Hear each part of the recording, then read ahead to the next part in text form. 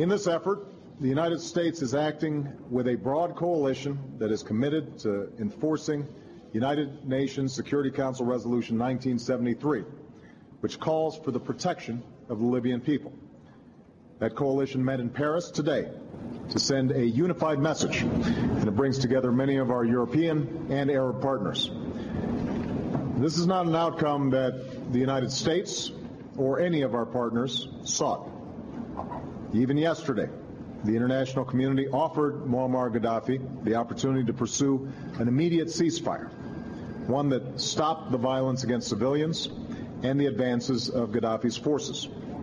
But despite the hollow words of his government, he has ignored that opportunity. His attacks on his own people have continued. His forces have been on the move, and the danger faced by the people of Libya has grown.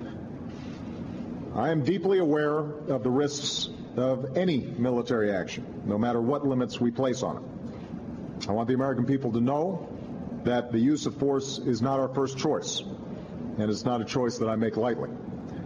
But we cannot stand idly by when a tyrant tells his people that there will be no mercy, and his forces step up their assaults on cities like Benghazi and Misrata, where innocent men and women face brutality and death at the hands of their own government.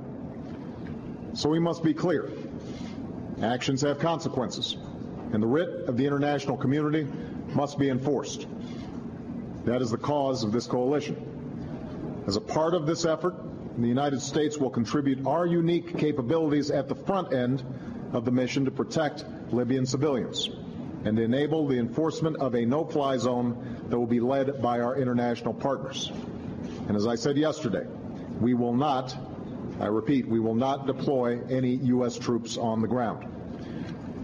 As Commander-in-Chief, I have great confidence in the men and women of our military who will carry out this mission. They carry with them the respect of a grateful nation. I'm also proud that we are acting as part of a coalition that includes close allies and partners who are prepared to meet their responsibility to protect the people of Libya and uphold the mandate of the international community. I've acted after consulting with my national security team and Republican and Democratic leaders of Congress. And in the coming hours and days, my administration will keep the American people fully informed. But make no mistake, today we are part of a broad coalition. We are answering the calls of a threatened people, and we are acting in the interests of the United States and the world. Thank you very much.